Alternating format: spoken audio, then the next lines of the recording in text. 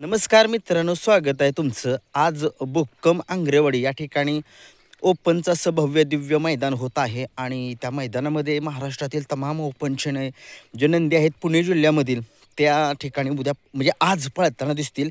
Live लॉटमध्ये बकासूरच्या नावाची चिठ्ठी निघालेली आहे. बाकीचे लॉट काय मी बघितलेले नाही आहेत, फक्त मला अपडेट आली. मी त्या अपडेटची माहिती देतोय कारण की बकासूरची चिठ्ठी जी आहे ती निघालेली आहे. कारण की तुम्हाला माहितीच आहे, मोहिल शेठ धुमाळ सुसगाव यांच्या नावाने चिठ्ठी निघालेली आहे. मी तुम्हाला कालच सांगितलेलं होतं, परंतु मला लोकांनी माझ्यावरती काय विश्वास ठेवला नाही. ज्या लोकांनी विश्वास ठेवला त्यांनी ठेवला. पण मी सांगितलेलं चिठ्ठी निघणार मोहिल शेठ धुमाळ यांची. त्यांचा कोणताही असो, नंदी आपल्याला पळताना दिसणार मैदानामध्ये. तर बघूया कोणते आहेत नंदी बकासूरच्या दावणीतले ते पळताना दिसतील. बकासूर आज जर पळाला तर पायरा बघूयाच कोण असेल, परंतु महाराज सुद्धा पाळण्याची दाट शक्यता आहे. महाराज सगळ्या महाराष्ट्राला माहीत आहे. मुंबईमध्ये 3 फेऱ्याच्या मैदानामध्ये तो गेलेला होता आणि त्या ठिकाणी गट काढला, परंतु सेमीला थोडीशी गाडी पब्लिकनं लागली आणि थोडंसं महाराज थोडासा पडला, तुम्ही बघितलं थोडंसं. त्याच्यामुळे महाराज आज काय पळेल असं मला नाही वाटत. मग कोण पळू शकतो? महाराज नाही पळाला तर वादळ पळू शकतो. आता वादळ कोणासोबत पळू शकतो?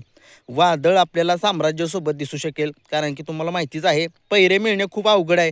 महाराजचा एक चांगला पैरा झालेला तो मोडला आणि तुम्ही वैभव मामाने सांगितलंच होतं, परंतु मला असं वाटतंय की वादळ आणि साम्राज्य ही जोडी पळताना दिसेल. जर ही जोडी जर नाही पळाली तर आपल्या सगळ्या महाराष्ट्राचा लाडका बक्कासूर पडला. आता सगळे म्हणतील बक्कासूर उद्या पाळणार आहे मुंबईच्या बिनजोडला. मग आज कसं काय? एक चर्चा करतोय. चिठ्ठी तर निघाली, चिठ्ठी निघाली. आता मैदानामध्ये गेल्यानंतर समजेल. आता पुणे जिल्ह्यामध्ये ते मैदान आहे. आता आपण काय तिथं अपडेट भेटणार नाही आपल्याला, पण समजेलच मैदानामध्ये जे कोण रिपोर्टिंग करतील त्या ठिकाणी मैदानामध्ये कोणकोणती बैल आले ते ज्यावेळेस बघेन आपण त्यावेळेसच समजेल की बक्कासूर आहे का नाही. जर आज नाही पळाला तर उद्या बक्कासूर पाळणार आहे. उद्या कुठं पाळणार आहे बक्कासूर? उद्या पाळणार आहे मुंबईच्या बिनजोडमध्ये आणि एक मोठी शर्यत होणार आहे. जर समजा आज जर पळाला तर उद्या नाही पळायचा असं मला वाटते. बघूया आता काही लोकांनी कमेंट्स सांगा नक्की कुठे पळणार आहे काय.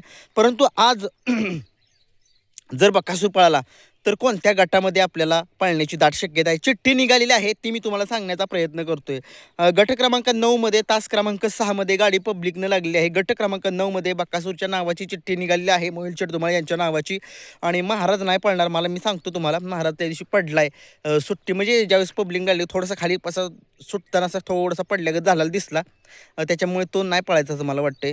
वादळ पळत किंवा बघूया आता काय होते. जर बक्कासूर पळाला तर गट क्रमांक 9 तास क्रमांक 6 इथं चिठ्ठी निघालेली आहे. तसेच दुसरी चिठ्ठी निघालेली आहे बक्कासूरच्या नावाची, गट क्रमांक 11 तास क्रमांक 1. पुन्हा एकदा पब्लिकनंच चिठ्ठी, काय म्हणावं तरी काय, चिठ्ठ्या पब्लिकनंच गाडी निघते त्या बक्कासूरच्या. आणि असं शेवटी कसं होतंय, चिठ्ठ्यांनी कुठे का निघणार त्या, परंतु शेवटी पळतोय हे महत्त्वाचं असतं. तसेच गट क्रमांक 20 मध्ये आपल्याला तास क्रमांक 4 मध्ये बकासूरच्या नावाची चिठ्ठी निघालेली आहे. म्हणजेच आपल्याला आजच्या मैदानामध्ये भुक्कम आंग्रेवाडीच्या ओपनच्या मैदानामध्ये गट क्रमांक 9, गट क्रमांक 11 आणि गट क्रमांक 20 या 3 चिठ्ठ्या ज्या आहेत त्या निघालेल्या आहेत. आता बघूया बकासूर पळतोय, वादळ पळतोय का साम्राज्य पळतोय, किंवा किंवा गहाणनकरांच्या सुद्धा नावाने तिथं पळतील बैल. बकासूरच्या नावाने म्हणजे मोहिल शेट्टी यांच्या नावाने सुद्धा पळतील तिथं. वैभव मामाचा बाब्या असेल, बघूया काय सांगू शकत नाही. परंतु जर आज बकासूर जर पळाला तर उद्याच्या मुंबईच्या बिनजोडला तो पळणार नाही. आणि जर उद्या पळणार असेल तर आज पळणार नाही. बघूया तशी अपडेट कशा पद्धतीनं आपल्या जवळ येते. आणि जर बकासूर जर पळाला तर पैरा कोण असेल? पैरा बारामतीकरांचा तो बोहळा शंकर असेल. सगळ्या महाराष्ट्रामध्ये किनी मैदानामध्ये ही जोडी जी आहे ती पळालेली होती. सेमीफायनलला ती गाडी हारलेली होती. जर पैरा जर नाही झाला तर तो मुंबईचा विमान आपल्याला दिसू शकतो बकासूर सोबत. बघूया आता ते तुम्हाला सांगितले 3 चिठ्ठ्या निघाल्यात. त्या 3 चिठ्ठ्यामध्ये आपल्याला बकासूर पळताना दिसणार आहे. आणि बघूया कशा पद्धतीनं नियोजन होते. जर पळाला बक्कासूर आज तर मजा येईल. आपण वडूज मैदानामध्ये जाणार आहे दुपारी. बघूया तिथं एक टॉपच्या नंदी येते, तिथं मुलाखती जरा पडतील त्या ठिकाणी. बघूया आजच्या भुक्कम आंग्रेवाडी मैदान बघा. STC लाईव्ह या चॅनलवरती ते मैदान दिसेल आपल्याला.